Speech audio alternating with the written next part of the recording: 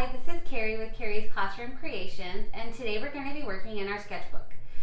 Every week I tend to give my students one-word prompts that they get to brainstorm and then draw from that one word.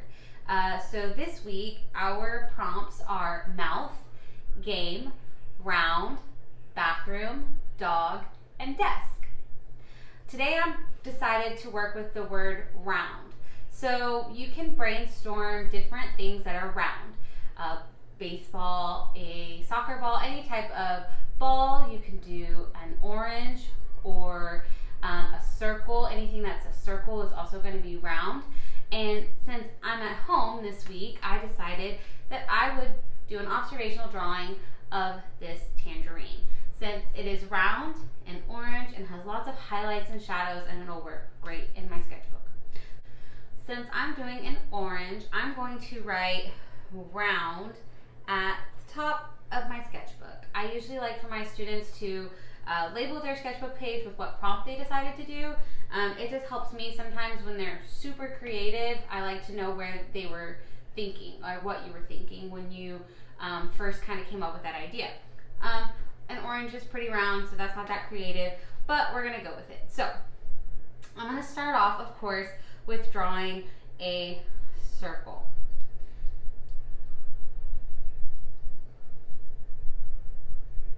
What's great about doing an observational drawing or doing any type of organic food or something is that it is not going to be perfect. It is not going to be a perfect circle.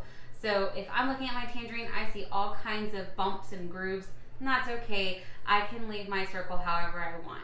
Now, you will notice, though, that a lot of times an orange has a little indentation at the top. I'm not totally drawing the top, I'm drawing it from the side, but I might have a more of a flatter orange at the top and at the bottom because it does sit on itself. So I'm going to kind of fix my circle and decide that instead I'm going to kind of make it a little flatter on the bottom. So I'm going to erase the lines that I don't want and leave the lines that I do.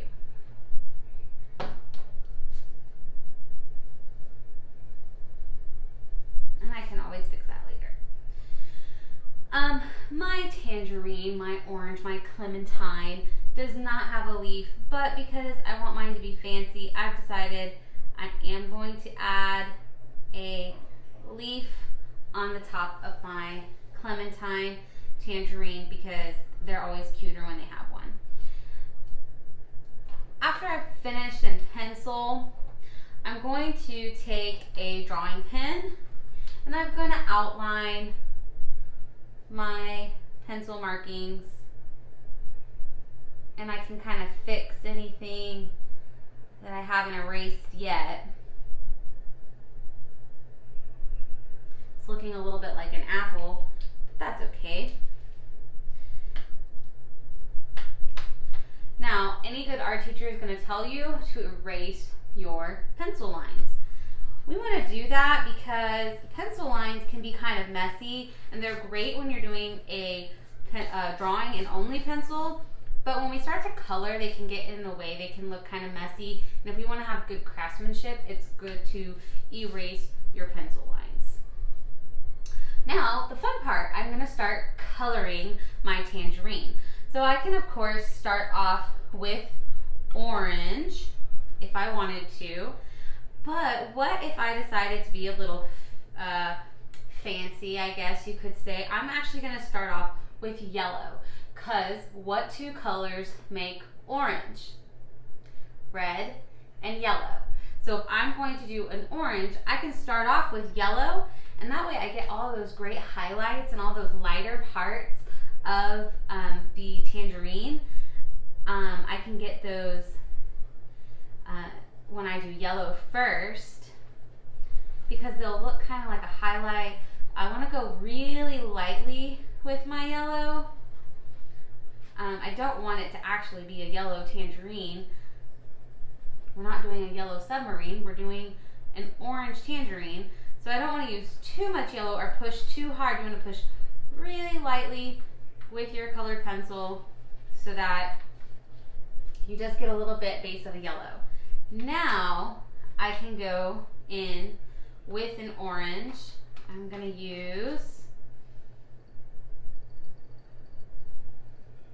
yellow orange. And I'm going to start coloring the rest of my tangerine with the yellow orange.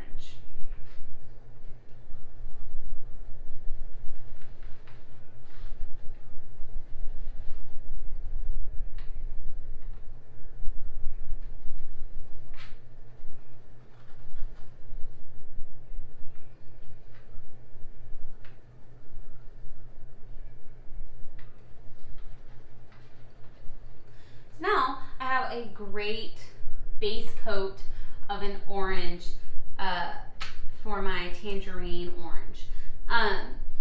Now I can take my actual orange colored pencil and start going in to create the edge and shadows of my tangerine. Okay, so pretty much safe to say that the edge of the tangerine and the base of the tangerine is going to be darker. So I can safely use this orange colored pencil on the edge.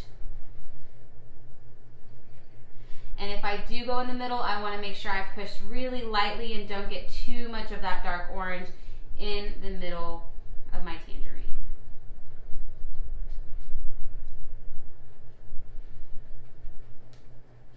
So right now I'm going to decide which side of my paper I just want more light coming from. I have just always, I guess because this is the hand I use to color with, I typically always want the light to come from this side. So if the light's coming from this side, that means this side's going to be brighter and this side's going to be a little darker. So I can take my orange and I can make it a little darker on that side of my orange, and especially right here at the bottom. Okay, so we started off with yellow on our orange, and that means that now I can use a darker orange or red. Like I can use a red orange or a red. This is a vermilion, so it's going to be a little bit of a red orange, and I can actually add red to create some shadows at the bottom of my tangerine.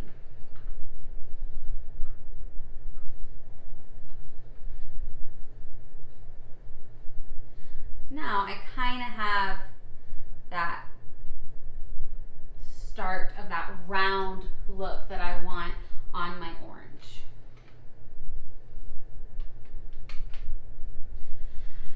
Another thing that we can do when using color pencils is you can think of the opposite color on the color wheel. So if I have an orange and I want to add some shadow, I can of course use the red like I just did, or I can actually use a little bit of blue at the very edge, and what's going to happen is that blue is actually going to look like brown. And our eyes are going to say, hey, that's brown, because when we see blue and orange mixed together, we think that it is brown. So I added a little bit of that blue at the very bottom, and now I'm going to color my leaf. And I love bright green leaves, so I'm going to color my leaf green, and I can apply those same techniques that I just used on my orange to my leaf. So my light source is coming from the top, then the bottom of my leaf is going to have darker color pencil marks, and I can add some of that veins of the leaf. And I might want to come in with that blue again right where the leaf touches the the tangerine at the top because that's going to be kind of a dark spot as well.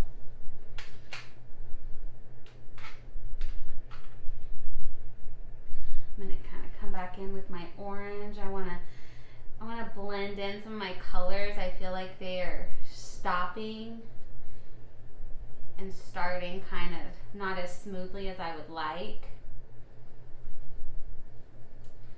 And one other thing you can use when you're using Prismacolors is you can use a blender. And a blender is clear wax, and it'll allow you to blend all these colors really, really well without having to use a color.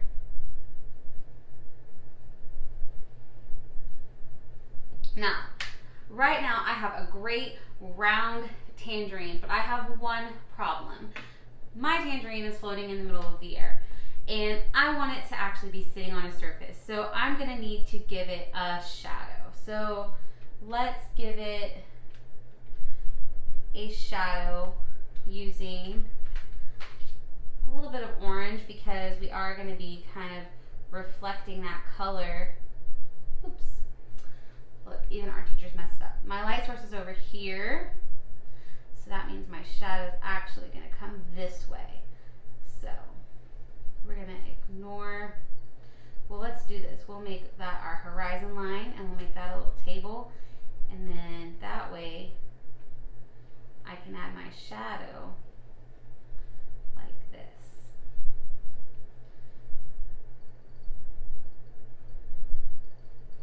Okay. Now my tangerine is not floating in the middle of the air anymore, so that's good. And let's add some darker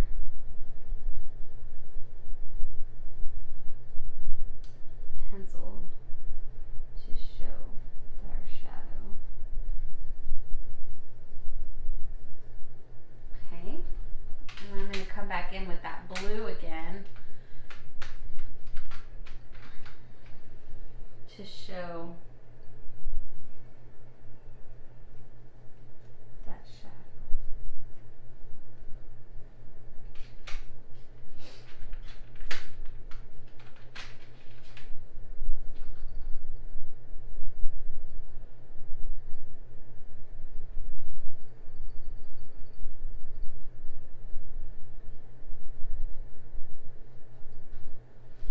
All right, now we can see that my orange is no longer floating in the middle of the air. It has a nice spot on the counter, and we can kind of see the color of the orange in the reflection, and we have a nice orange. I hope you enjoyed drawing something round with me today, and I hope to see you back tomorrow. Have a great day.